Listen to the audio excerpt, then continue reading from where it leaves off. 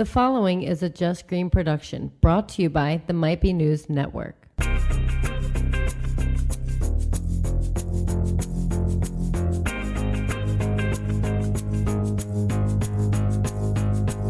What's up, everybody? Welcome back to Might Be Brews, a very special milestone, episode 50, the podcast where we explore the people, places, and brews of the craft beer world.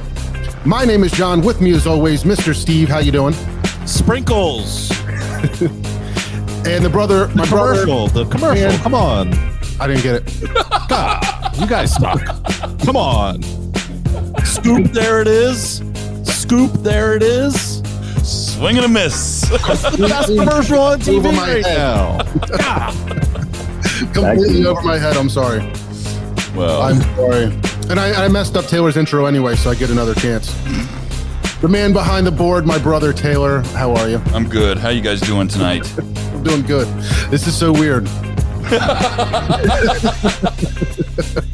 Everything about it. What's going to be great is on the podcast. What's going to be great is on the podcast when the music is playing and we're pretending that it's not.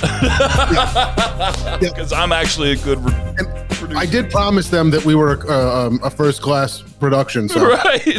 We're off to a great start. All right. Before we introduce our guests, make sure you check out the brand new mbnnetwork.com. It's never been easier to find your new favorite podcast. Help us make this show bigger and better than ever before. Become a patron on Patreon. Go to patreon.com/mbnnetwork.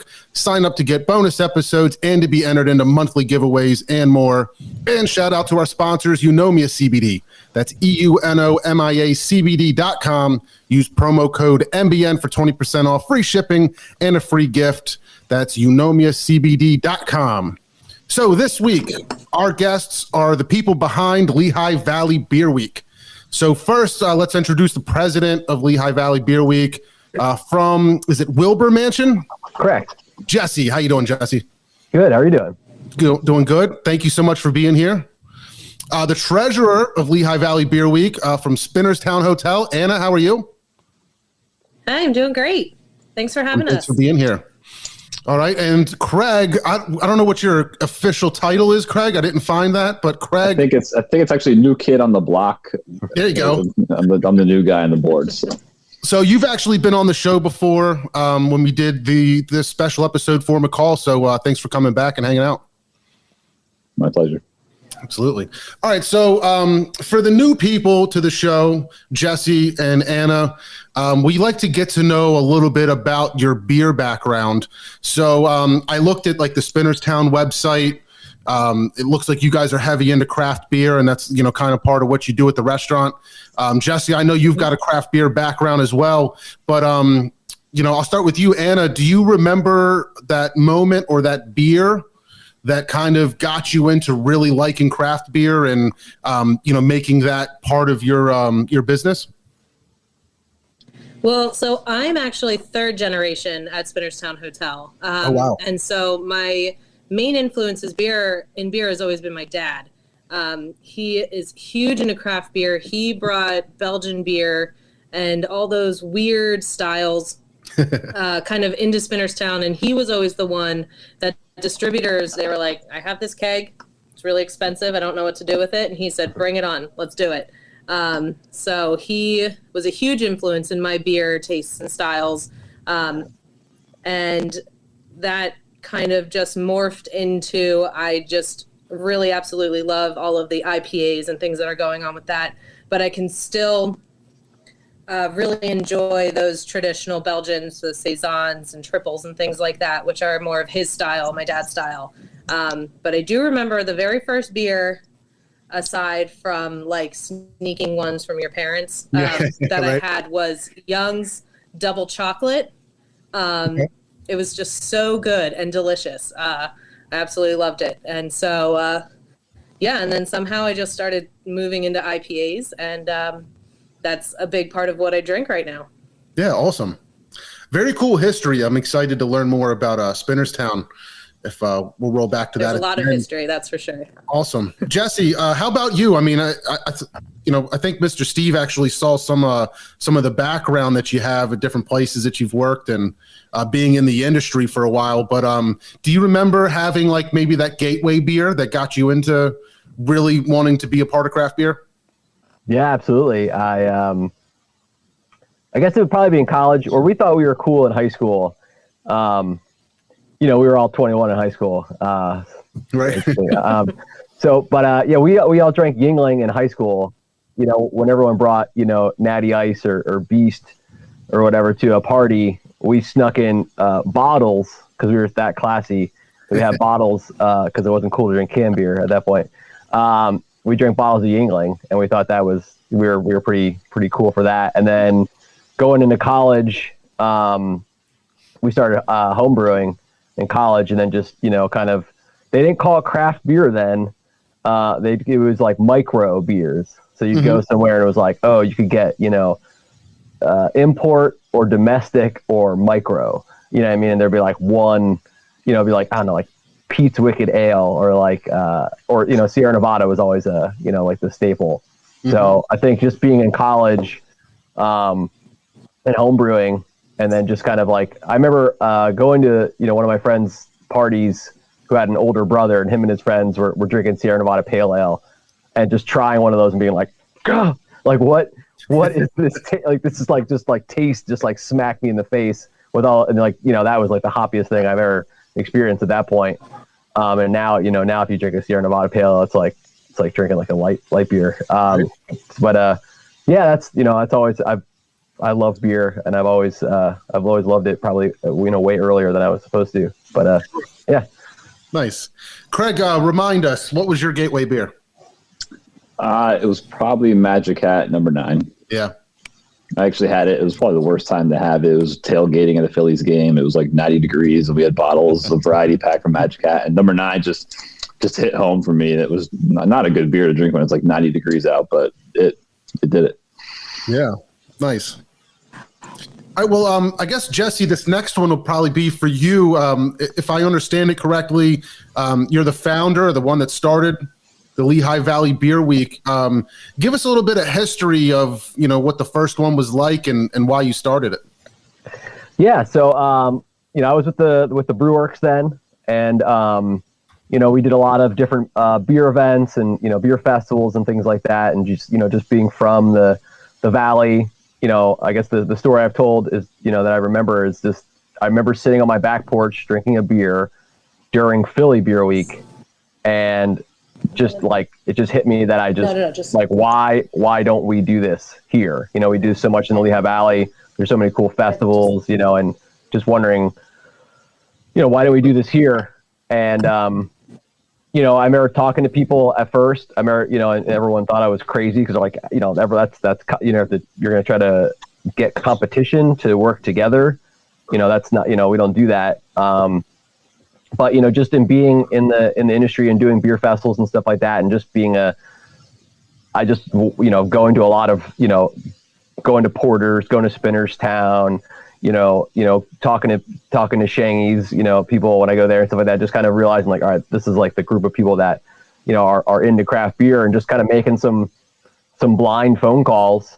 I think Larry Porter from Porter's Pub in Easton might have been one of the first people I called, because I just know that, Porter's Pub was always like, the staple craft beer bar for me, and then just, having a meeting, and, we hooked up with Anna and her dad, John, at Spinnerstown, and Spinnerstown has been like, the craft beer place, that you could always get beer that you couldn't get anywhere else around forever. So just, and then, just Shangy's distributed our beer. So just having the connection with Shangy's, and then once we had, you kind of have all these, key players, that wanted to, didn't know what it would be, but just kind of like, yeah, sure. And then, after a lot of meetings, a lot of conversations, we pulled the first one off, by the skin of our teeth. And, I remember sitting in a booth, with Pat from Shangy's, who's on our board as well. And we were just literally just making events up, like, well, this bar said they'd be in, we're going to do, bells, and like, how can we make that? Like, we were like basically like making the events just based on what they had on tap, and then, it got, it got picked up, and, people were into it. And, when we had the entire year to kind of plan out the next one, and then had a lot of meetings and kind of, I think everyone in the Valley kind of saw, that we were onto something. And then, just, it means so much when, like I said, for me being just a craft beer fan, and just, with these restaurants that I go to, or these breweries that I go to, and just when they say like, yeah, we're on board, you're like, all right, So it would, Lehigh Valley Beer Week would be absolutely nothing if the Lehigh Valley wasn't so, into craft beer, and that the venues wouldn't be so cool. I mean, I think there's so many different, ways this could have gone down, where everyone could have just, thumbed their nose at this whole thing. And, but, we have so many just really cool, down to earth people that run bars and restaurants and breweries and distributors in this area that, everyone kind of took a chance. And,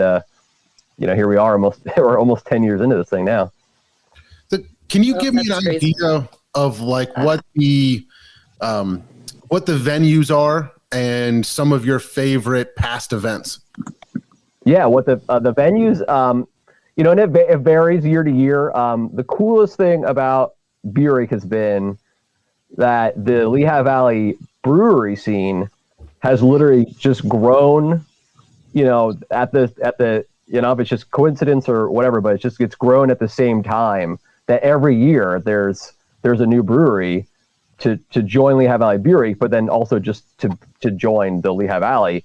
And then, there's just those. So every year it's cool to see some new places, kind of come into play. To be honest, some venues, put more in than others. And, those are the venues that have established themselves as just being like the place to be, where, they've just been doing this for a long time. And, some people think like they can just put a beer on tap and call it an event. And then, wonder why, not that many people showed up. And then you have people, I mean, every year, when we do interviews and things like that, it's so awesome to just talk about what the events are. Like we've done, name anything that could happen and somehow find a way to tie that to beer. And it's been an event for beer. There's been haunted houses, and there's been, huge, the Hotel Bethlehem throws this like humongous beer fest. There was one time at Liberty Street where they had like a WWF costume contest, and and the news was there, and people were like into it. It's anything under the sun. Obviously you have all the classic stuff of doing beer dinners, and then you have places that the breweries put out their really rare stuff, the stuff they've been aging in barrels, or you have places like Spinnerstown, who always has a Russian River Day, and you can't get Russian River anywhere around here. So they have a line out the door. Was it last year? I think I was there, but the year before it snowed, and they have like a line out the door, and it's snowing, and I don't know if you're familiar with where Spinnerstown is. It's in the middle of nowhere. So people are just coming out no matter what the weather's like, because the beer has spoken. You know what I mean? Yeah, that's amazing. Anna, tell me about some of the events that you've done at Spinnerstown, and what kind of crowd comes in and during the Beer Week. Yeah, for sure. So definitely piggybacking off of what Jesse said, those Russian River Days are one of the, people take off for those days. Mm-hmm. They're like, we're not going to work that day. We know it's going to be, normally it's like a Tuesday or Thursday. Mm-hmm. And we say the beer is going to be tapped and available at pick a time, 2 p.m. And people are here. When you could sit at a bar, people are at the bar waiting to get that beer. So it's a whole big thing.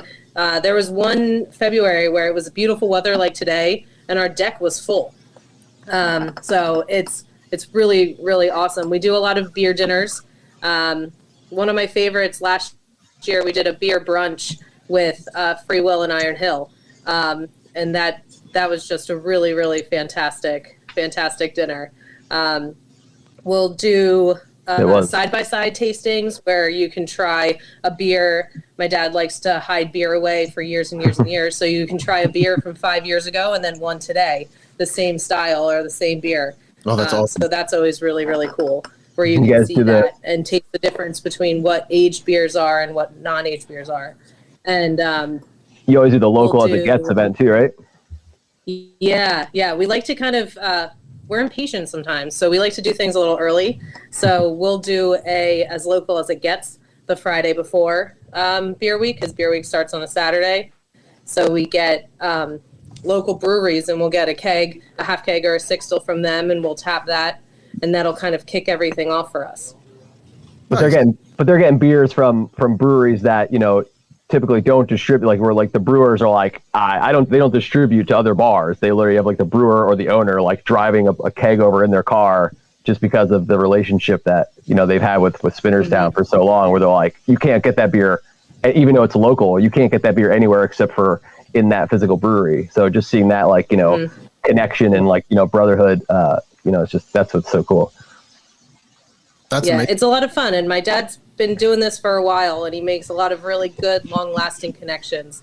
And that's always the fun thing about beer, is the people that you meet.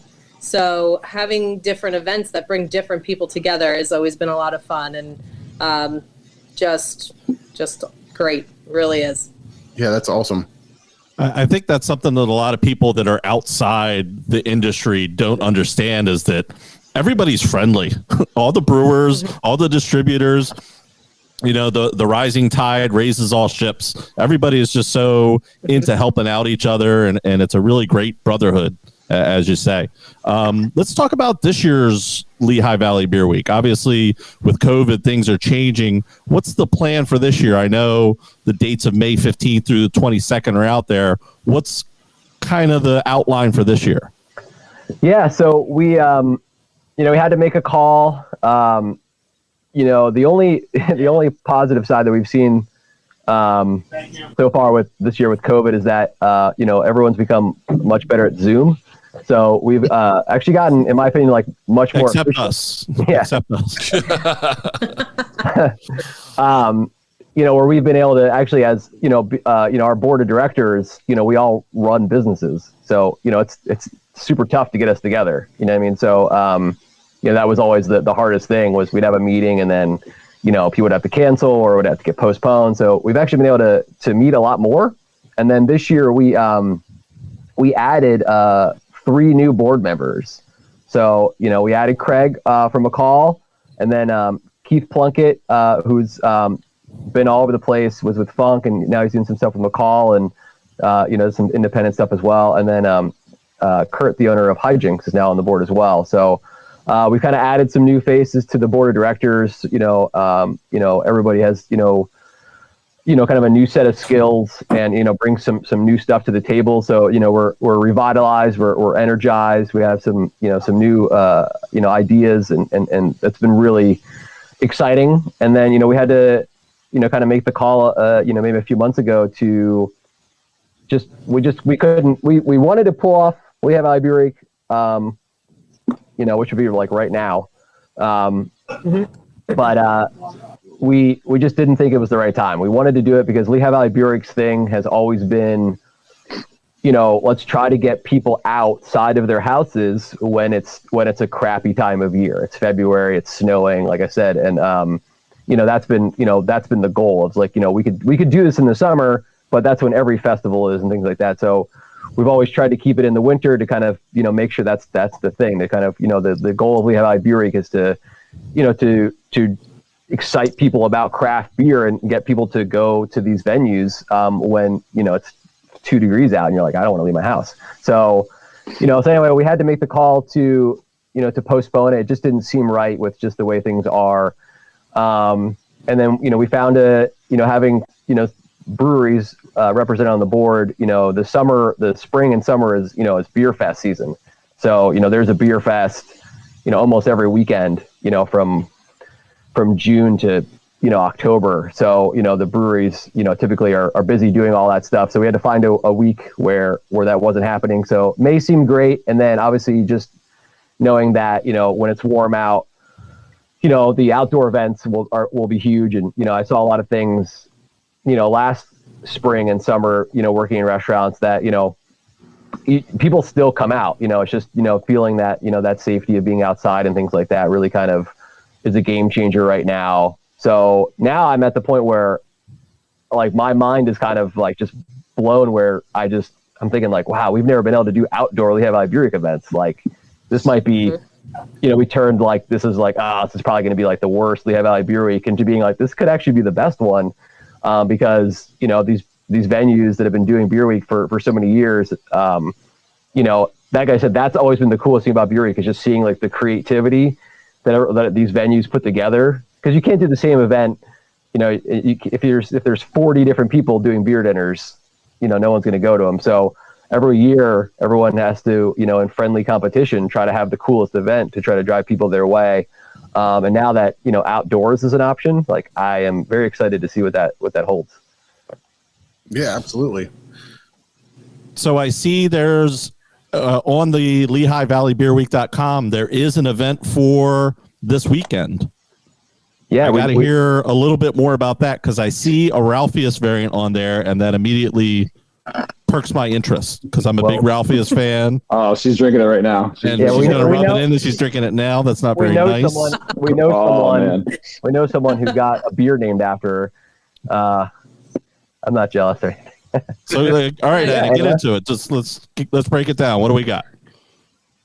So, I have been doing an infusion at the restaurant, just with bourbon, and it has apricots and cherries and vanilla and clove, and then some citrus with lemon and orange. And it's kind of like an introduction to bourbon. It's a little bit sweeter, a little more approachable, maybe for people that don't like bourbon, but we have guests that absolutely love bourbon and they still drink the crap out of it. So a bunch of the guys from Free Will, they come up all the time. We have a great relationship with them, and they like drinking the Anna's bourbon in old fashions.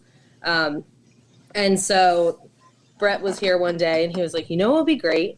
Let's do a Ralpheus variant of this. And I'm like, that sounds amazing. So we pretty much I saved up a couple batches, I call it boozy fruit, of the infused bourbon infused fruit. So Free Will was kind enough to save a barrel for us, and we put a whole bunch of this boozy fruit in the barrel. We put more apricots and cherries, some more orange and lemon zest, a little bit more cinnamon and clove, and let it sit for about a month and a half, 2 months. And this is what we have, and it's absolutely amazing. It's 15.7%. Mm-hmm. Wow. Doesn't drink like that at all. Wow. It's definitely on the danger side, but it is so very good. And I feel like you can all of the flavors are linear. Like you get them one at a time. And so we were trying to figure out a name, and kind of similar with the Anna's bourbon. I couldn't think of a name for this drink. And both my sisters have a menu item with their name on it, and so does my dad. And so everybody was like, why don't you just call it Anna's bourbon? Like, give yourself a menu item. And so then it just really took off. And I didn't want to take away from Ralpheus, because Ralpheus, like you said, it's so amazing. It's a great stout. So I didn't want to take away from that. But I also couldn't figure out what to call it. So they were just like, just call it Anna's Ralpheus then. So that's kind of how it came about. And we wanted to celebrate Lehigh Valley Beer Week during the original weekends. And we thought that this would be a great time to release it, because it's still stout season. Aside from today and yesterday, it's still pretty chilly. There's still snow on the ground, but it is definitely ready to be enjoyed by everyone. So we have it on draft and in bottles, and you can get it here at Spinnerstown. Coming tomorrow to get some. Yeah. Perfect. That's amazing. That's a big deal. Ralpheus sells out everywhere. People go nuts for it, all the variants, and to have your own, and to have another hidden variant that nobody knows about that's coming out for this release, that's incredible. I still don't believe it sometimes, because we were just like, let's just hang out at a brewery and put stuff in a barrel, and this will be great. And but no, it's really fantastic, and so far everyone's really liking it. So that's amazing. Great. Is that on tap now or just this weekend? It is on tap now. So we started today, and it will be all weekend.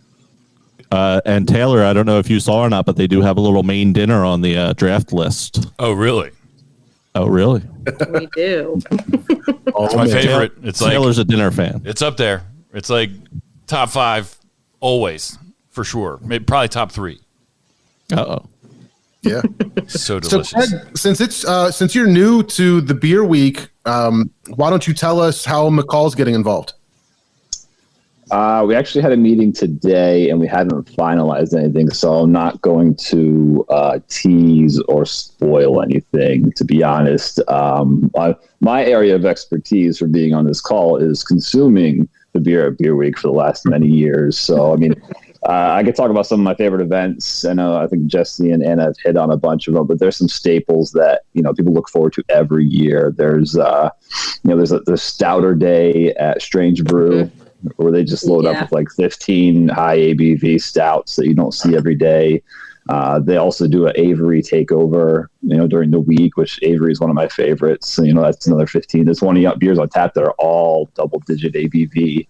But Liberty Street Tavern's a spot of mine. They usually get some CBS, some old KBS, and release some stuff. It's really, the best thing is it's a combination of supporting the local breweries, which we have 15 part of the Lehigh Valley Brewers Guild that are partaking, but it's supporting the local breweries, but also a place like Spinnerstown that can bring in some of these beers that are really hard to get that you don't see every day.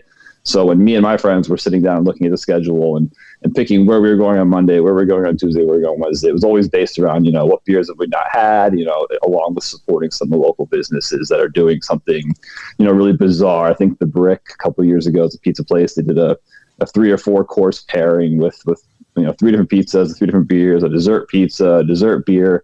It gets really wacky. It's all over the place. So it's a great combination of supporting local Lehigh Valley breweries and businesses, and then bringing in beer that you maybe never seen and never had before. So people really jump at that. Sorry, go ahead. Let me cut you off. What I was saying is during the week, our website on your phone is the calendar version. Literally just like you just pull it up and you can like look at, well, what city do I want to go to, or what brewery do I want to follow, or just what event sticks out. So I think that's what Craig was saying. A lot of people just pull out their phone that week, and it's just like a Facebook stream of just like all these events, and it's just like, do we go to Bethlehem? Do we go to Easton? Like, where do we go? You know what I mean? And you try to follow like I said, you can either try to follow the brewery, or just follow the beer, or just go like, what is that event? I got to check that out. And every year it's just there seems to not be too many events to hit them all. So that's why everyone keeps coming back for more, I think. Yeah, you can't hit them all. We tried. We my group of friends, we tried to get as many as possible. It's really not possible because we lucked out. Caitlin McCall, and so Chris's wife at McCall Collective, she was actually pregnant the 1 year, so she was driving us around. It was the perfect year because we got to go. So that was probably the most events we hit in a year, because we had a designated driver the whole time, and it was perfect. Nice. So while we're on you, Craig, why don't we talk about this beer real quick that Mr. Steve and I are sipping on? We started talking about it, I think, at the very beginning of the stream. I don't know if that was actually live or not. But why don't you tell us about this? It's a collab pale ale. Give us some more info. All right, so this is actually a collab between McCall Collective Brewing and Union and Finch, which is also a venue partaking in Beer Week. They do every year. I think it was probably 3 or 4 years ago. Stickman was kind of coming up, and we didn't get Stickman in Lehigh Valley at all. The first place I had it was actually at Union and Finch. They did a tap takeover for Beer Week, and I got to try all the Stickman beers, so it was pretty cool. But yeah, this is a pale ale. It's again, we're not too far away from Union Finch. Chris, myself, Matt, our head brewer, we all kind of grew up going there before it was Union and Finch. It was a place called O'Malley's. Yeah. And we would go there for a wing night all the time, drink pitchers. Drink shit beer, just a horrible beer. It was not a craft beer spot then, but that place is gone. These guys have cleaned it up. The new owners of the location's awesome. We love the food. It kind of reminds you of a small spot in Brooklyn somewhere. It literally feels like you're in the city when you go in there. The look, the feel, the vibe, and they have great craft beer. So, we love them. We love their food. We, made this pale ale. It's specifically on tap there and the brewery. It's the only places you can get it. And then they're selling cans there as well. So it's a 6.4 ABV. We got their, full partnership. We did their logo on the can. We did everything. They love it. I think they might drink it all before they can sell it. But yeah, it was great to partner with another member of Lehigh Valley Beer Week. So it's kind of, we didn't plan it for being this week when Beer Week was, but it turned out great that we could partner with another Allentown business or the Lehigh Valley business. With COVID and everything in this time of year, any kind of business, anything to draw someone into a restaurant and give them a reason, even if they're getting beer to go, food to go, is a great thing. And that's another focus of why Beer Week exists is, like Jesse mentioned, during a slow time of the year, a cold time of the year, how do we drive business into some of these spots? Yeah, that's awesome. The beer in particular, it's nice because it's definitely got some juice, some citrus, it's got a nice haze to it. But it's also got a good amount of hops in it. But there's also this nose to it, and I'm trying to figure out exactly what it is.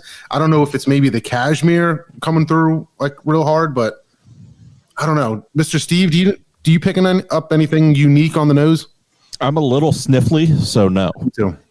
But it's just my sniffles. I don't think it's the beer, but I'm still getting a decent flavor from the beer. Yeah. And I've been talking about the pendulum of the bitter beers to the lagers I'm starting to come back into that pale ale train. And I think this would be a good one to sip on for a little while. Yeah. So Matt, our head brewer, who's really a traditionalist, bitter beers at ESB, we did a great partnership with, I'm just going to keep name dropping here like crazy, with Bond Place over the holidays, which again, another Lehigh Valley Brewery, member of Beer Week. We did a collaboration with them, did an ESB. It was called Especially Bitter, and that was really popular for people that really appreciate an ESB or transitioning or just the stick of all the haze, the haze craze that's always going on. But nobody drinks ESBs anymore. Stop. I do. People loved this beer. I mean, and Bond Place is very much, Matt is just like Sam. They're traditionalists. They're not going on what's trendy. They just make great beer, and people seem to appreciate that.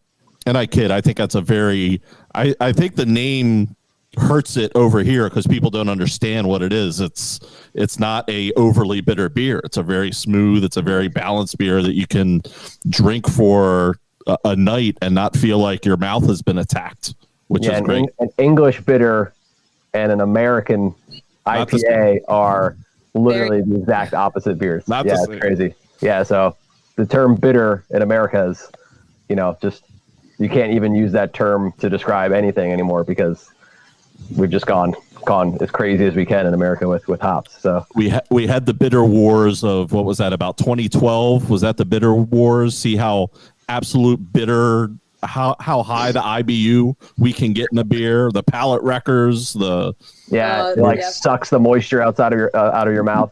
Yeah. I'm not into it.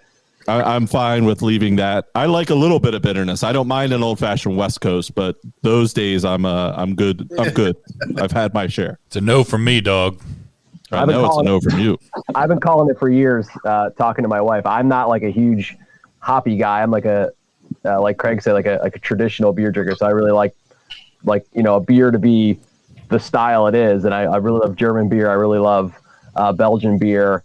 And I'm just not like a huge fan of overly hot beers, but that's been like the craze for years. And I'm talking to my wife for years. I'm like, it's going to come back. It's going to come back. They're going to start brewing real beers. Watch. And like, I'm slowly starting to see it happen. Cause that's like all I do on Facebook and is just follow breweries. And I'm like, they brewed a lager. Oh my God. We've been talking about it for a little while. I feel like lagers and pilsners are back. Like they're really, a lot of different people are embracing them, and I'm definitely happy about that. It's the true styles of beer. You can't mask it with by throwing raspberries in it. I mean, if you brew a traditionally German pilsner, that beer has zero taste except for water, hops, malt, and yeast. That's all it tastes like, and it tastes incredible. But if you don't do it right, it tastes disgusting. So, if you add some fruit into it or whatever and be like, oh, it's a sour pilsner with raspberries. And they're like, no, that doesn't fly. So we talked about some of the local stuff, but Can you tell us anything that you've got coming in from outside the area that you're excited about?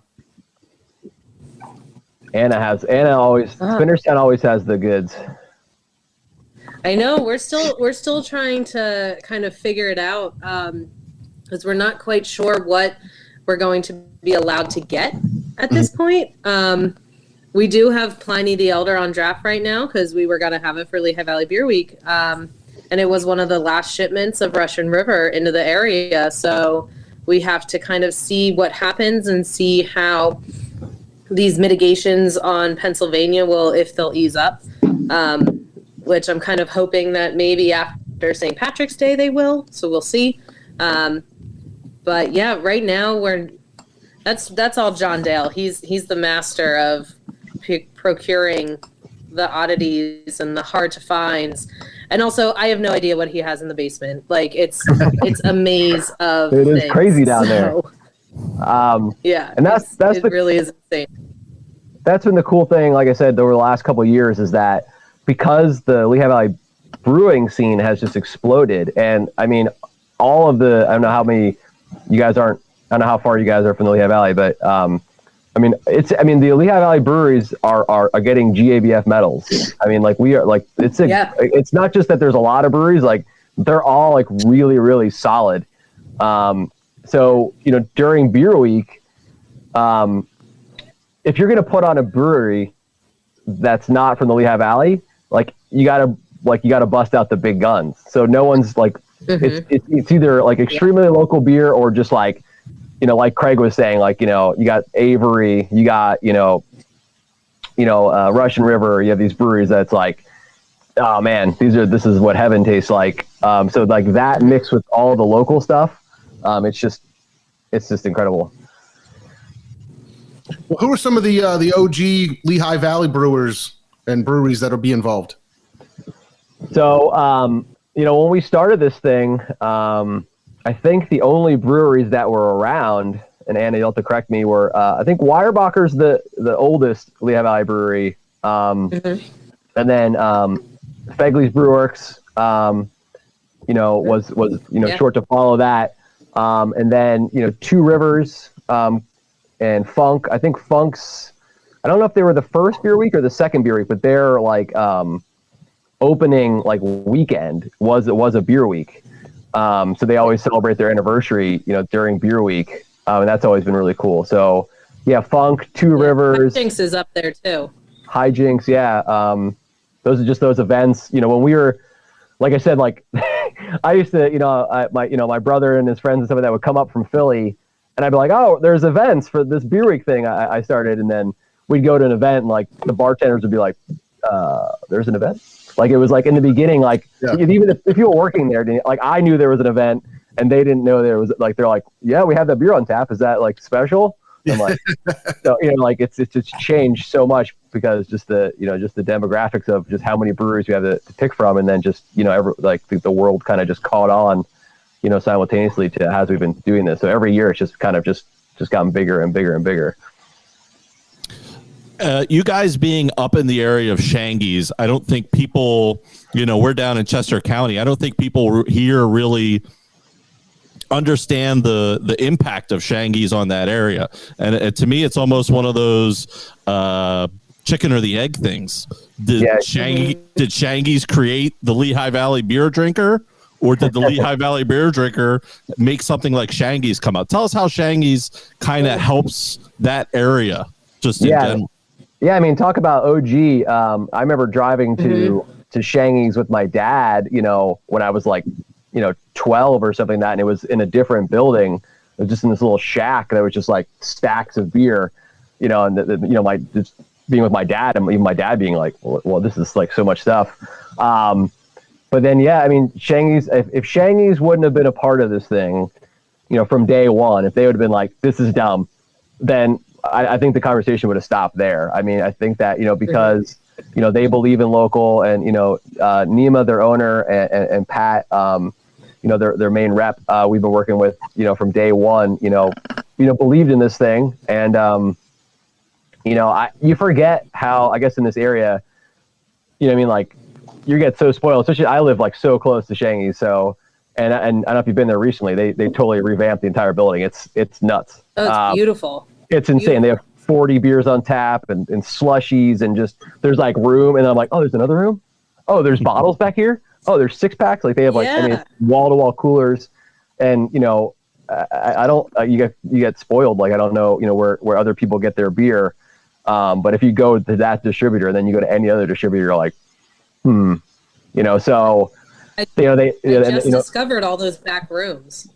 Yeah, and then as far as importing beer, when they get beer from Germany or from Belgium, or even if they're getting stuff from other states, I mean, like they're the only people that get it. You know what I mean? Like, so it's not like if you go to a distributor, whatever distributor it is, and you pick up a case of this Belgian beer, that's probably been in so many different trucks by the time it got to wherever you're at, that it's like how I mean, and obviously everyone now knows how important fresh beer is, and just being everyone gets kind of spoiled just being like, oh, everyone has a local brewery close to them, and you just get that taste, like you're saying, you're tasting that beer right now, and you're picking up on all the different the different tastes, the other senses in the mouthfeel, and you're getting the citrus, and you're getting this like if that beer were to sit on a shelf for 6 months, you wouldn't get half of those characteristics. So yeah, you really get spoiled with how awesome the scene is here. And we're it's the Lehigh Valley. It's I worked for Iron Hill for the last year and a half, and no one even knows. I'm like, I live in Allentown. They're like, where's that? I'm like, it's the third biggest city in Pennsylvania. It's funny hearing you talk about the Belgian beers. I think I was probably a little bit more of a Belgian guy than John was. I remember trying to find the West Flederland when it came over for that little limited release, and that a place like Shangy's, that's like, all right, that's the kind of place we got to hit. I never got lucky on that one, but I'll let that go. But I got it. I got some. I got one. I got a couple left. I'm good.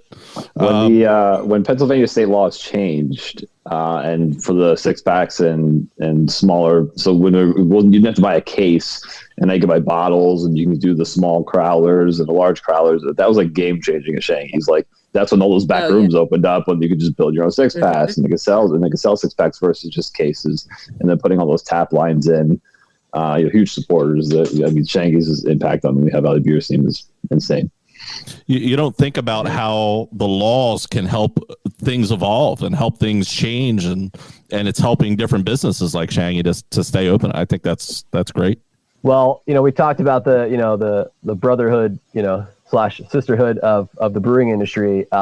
Pennsylvania breweries, not just Lehigh Valley breweries, but Pennsylvania breweries. There's been such a huge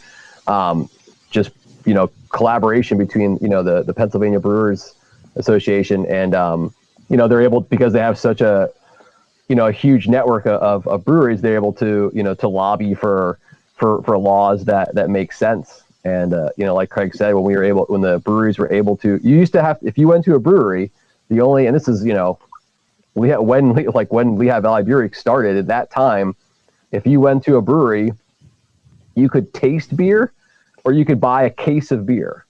That's it. Mm-hmm. That was the law.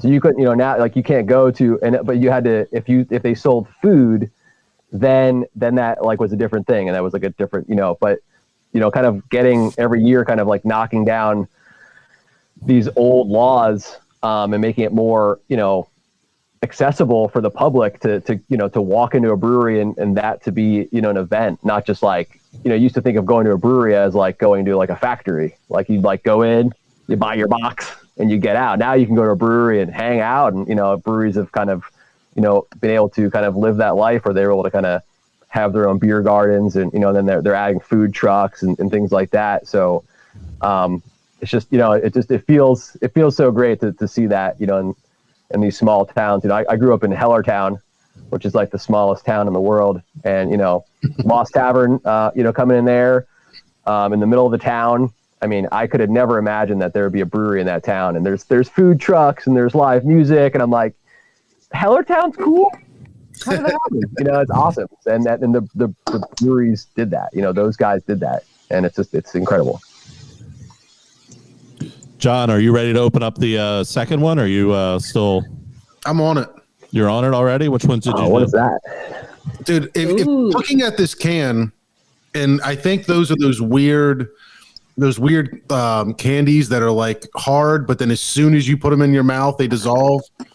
You know what I'm talking about? You see what I'm talking about?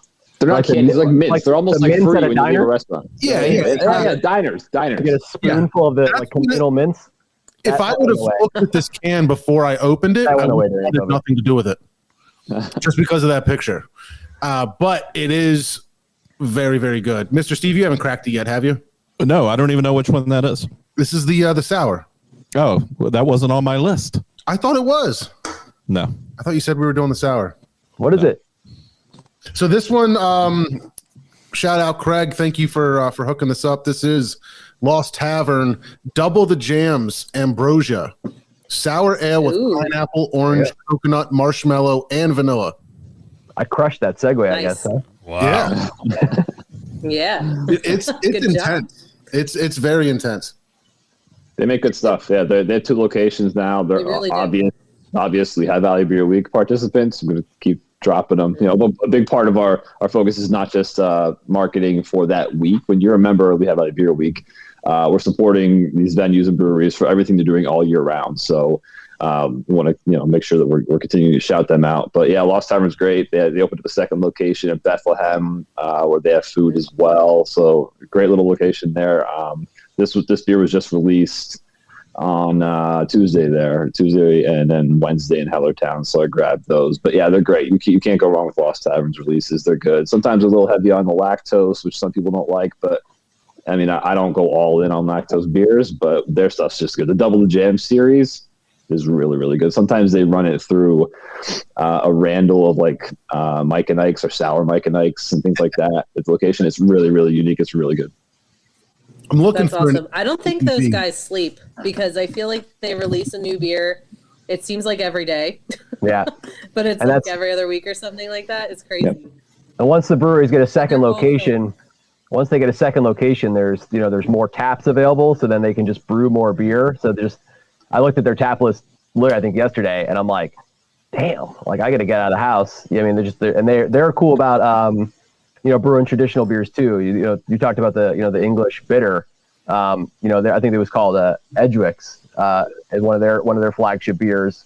They brew an English style bitter as a flagship beer, and that doesn't happen these days. So it's always nice when the breweries take a chance that that's not going to be a popular beer. I think the thing in the brewery industry is don't brew a brown beer. No one drinks them. You got to brew a hazy beer or like it's got to be 11% or something like that. Yeah, it's fun. It's fun. I'm glad that there's places like McCall out there, and I'm sure a lot more. But just there's such a broad range of styles on the menu. Like I just went for dinner the other night. I guess it was last night. The beers were fantastic. I mean, I liked everything that I had. I usually don't like wheat beers, but the collaborations beer, is that what it's called, Greg?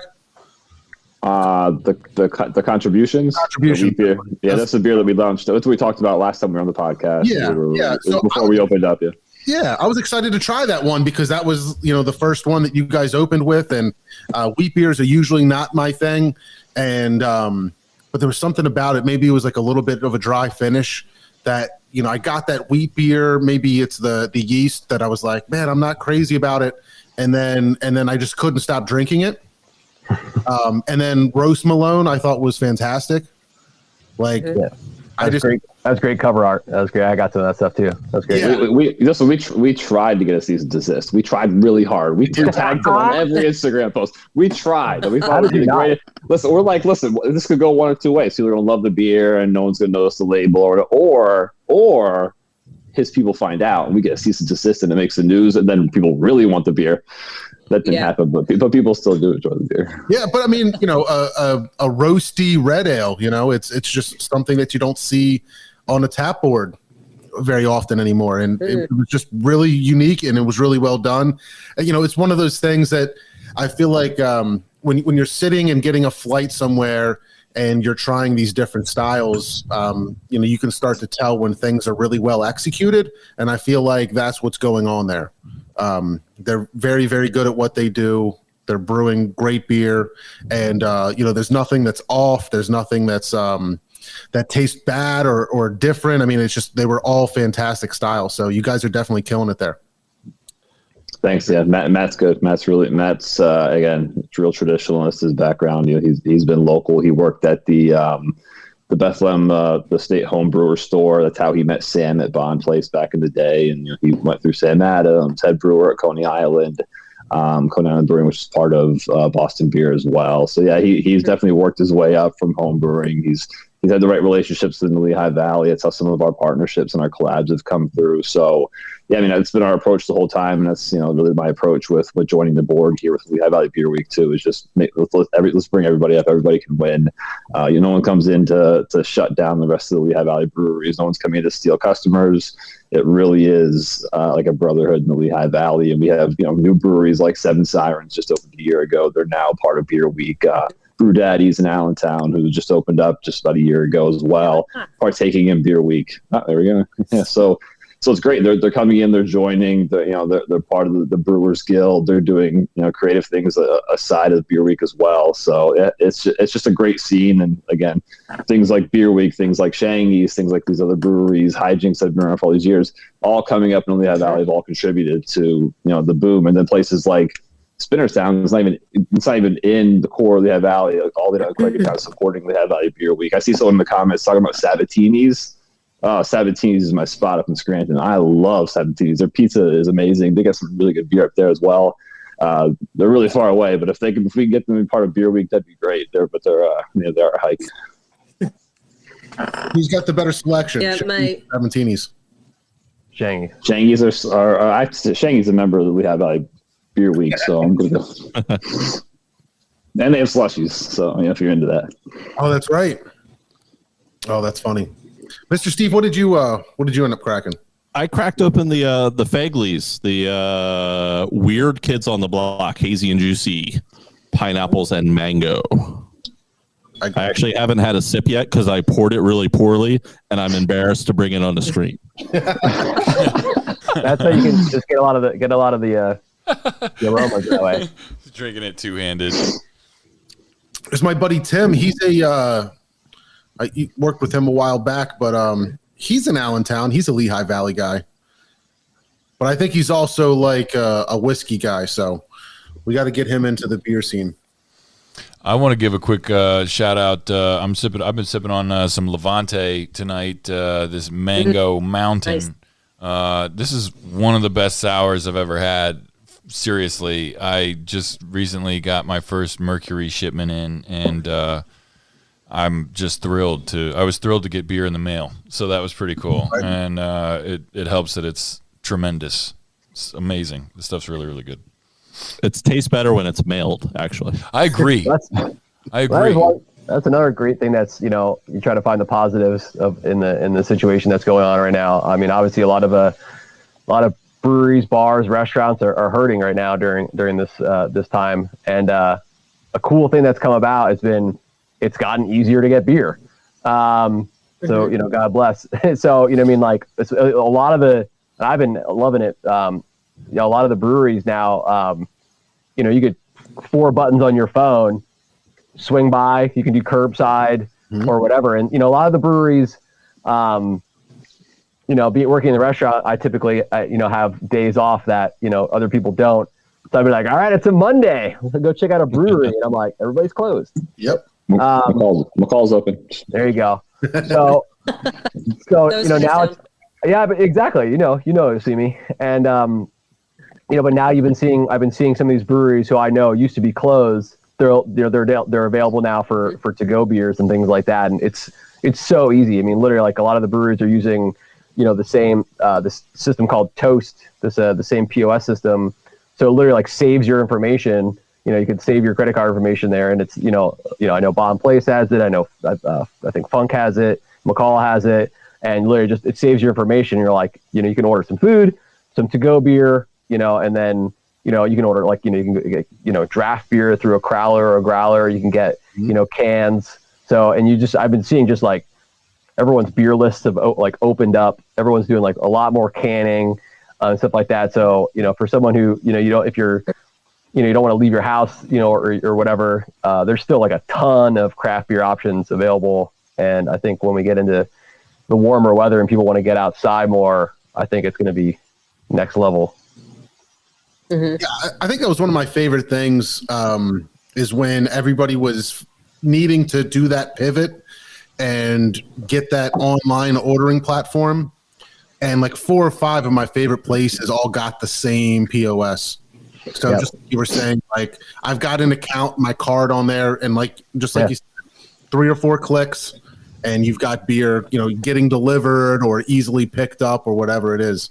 Yeah, it's this time it's forced everyone to kind of stay on their toes and be creative and find a way. And like I said, that's always been the coolest thing about Lehigh Valley Beer Week and the brewing industry in general, is that everyone's just got so much creativity. Boring people don't brew beer. I mean, creative people want to express themselves. These brewers are mad scientists that are making these beers, and so in this industry, everyone's creative. And during this time, just seeing people find a way to survive this craziness, and then I just think of everyone's creativity that they've already shown over the past several months. Kind of take that into hopefully a safer time. In May when we can do Beer Week, and I think that creativity is going to just blow up. I'm pumped. Woo! Anna, how have you? How has things changed and adapted, and how are things going at Spinnerstown with the craziness that's been the last it's been 18 months now? I mean, crazy and insane are probably the 2 best words you can use for that. That pivot, I remember that initial shutdown, and I had my servers were texting me, and they were like, hey, so I see on the news we're not going to be able to open tomorrow. And I'm like, I don't have any idea what you're talking about. That's nonsense. And then, of course, I start looking things up, and then, it's like 10:30 at night, and you're trying to figure out what you have to do or what you're allowed to do. So, that initial like 2 weeks into shutdown, and then when you figure out, okay, this is going to be a while, we're going to be closed for a bit. What can we do? Like, what can set us apart? What is the next new thing? What is something that we can easily attain? And our head chef, Nate, loves smoking and barbecuing things. Like, he loves it. So being out by that pit is like the best thing he can do. And we had just recently bought like a huge smoker. Because we had like a couple little baby ones, and that would get us by, and you could do fun things. So what we ended up coming up with was a drive-through barbecue. And that is a complete 180 pretty much from what Spinnerstown is known for. But now all of a sudden Spinnerstown is the new barbecue spot. Like, Brilliant. I never would have thought that was something that we could do. But I mean, we had our team, like our kitchen staff is just fantastic. And this drive-through barbecue really allowed us actually to bring our employees back. It allowed us to bring the kitchen staff back almost full time, because we needed so much help to get this done. Like, we announced that we were doing this, and we had a really good, a good line through the parking lot. And then more and more people start talking about it. And somebody who let us borrow the same smoker that we have now, we asked if we could borrow his smoker. So we had 2 of these same smokers going just to keep up with demand.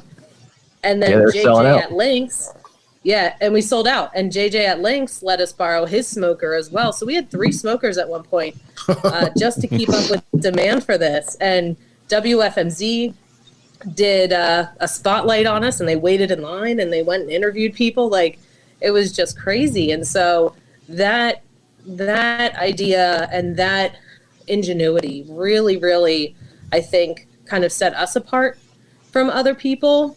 That kept our name relevant, which was huge, especially when you're hearing all these names that, like, you love going to different restaurants or different places and they can't open for any of number of reasons. And so this was just, that was one of those things that really, really helped and saved us. And that was cool. And we were selling beer to go. We were selling wine to go. We were doing mixed drinks because something they allow you to do now is cocktails to go. So we were doing drink kits to go. So that was really cool. That was something that like really, I think, put us on the map for that ingenuity and new things and kept Spinnerstown in the forefront. That's amazing. Good for you. That's such a cool story to hear. You know, that you guys found something new that worked for you guys, and to have all that excitement and hype behind it. That's amazing. We actually have a new member of Beer Week.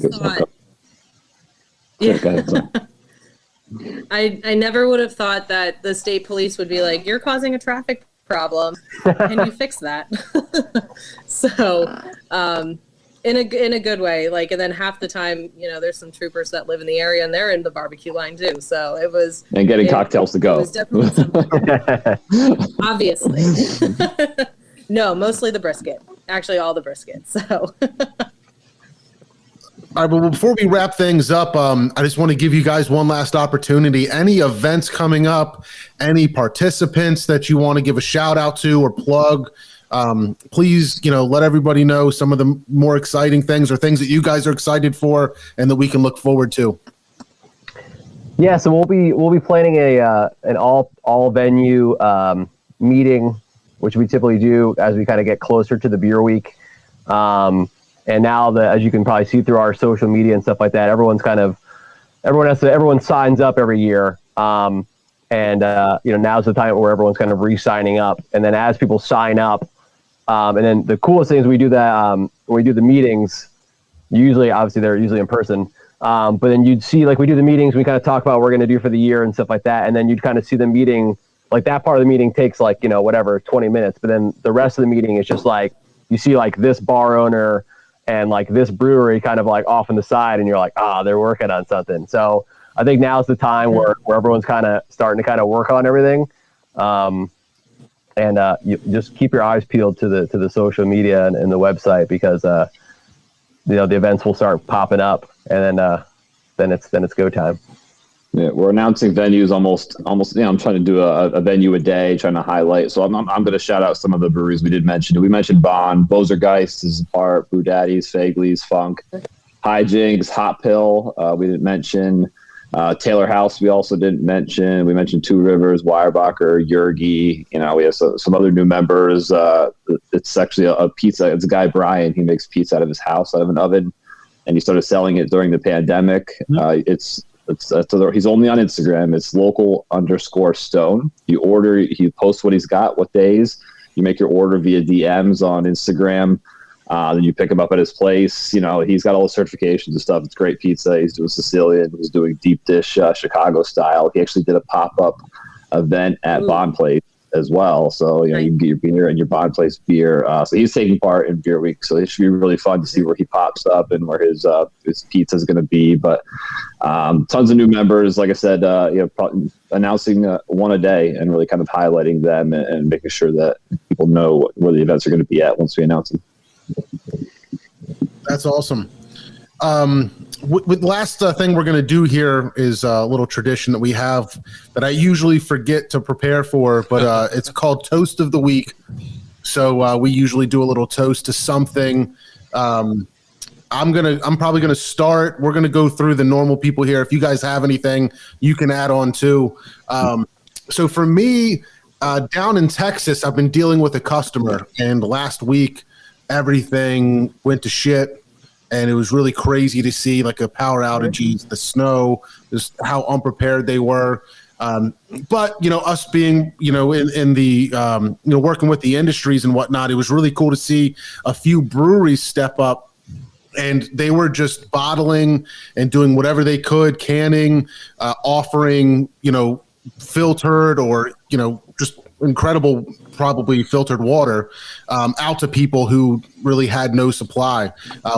One of our previous guests, Marcus over at Weathered Souls, forget the other one, Roadmap Brewing, I think, down in San Antonio also. But that was really cool to see how they were just stepping up and doing whatever they could. They were saying, hey, like, the doors are open, even though it's early. We're not serving beer, but come in.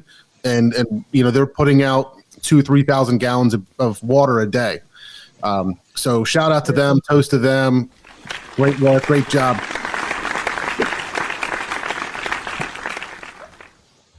Taylor, you got something? Yeah, sure. I will. My toast of the week, Daft Punk. They announced their retirement this week, and countless musicians, countless artists have been influenced by these guys. They're so meticulous. They're so brilliant. And I keep seeing people saying they broke up. I don't know what happened, but I think that they're retiring. They're old as hell. They've been doing this for so long, and they've made their footprint big enough for a billion Daft Punks. So Daft Punk, cheers to you guys. I know they're listening. Huge fans of the show. They're French. They don't like beer. The Mandalorian memes that I've been seeing about Daft Punk have been killing me. They're so good. So when it was like they retired and it's like two like hand dryers in the bathroom, I was like, I can't do it. They've been good. The disrespect. Steve, what do you got? I'm toasting WandaVision. I think it's better than The Mandalorian at this point. It's so good. It's bringing stuff back from all these movies. It's setting up stuff.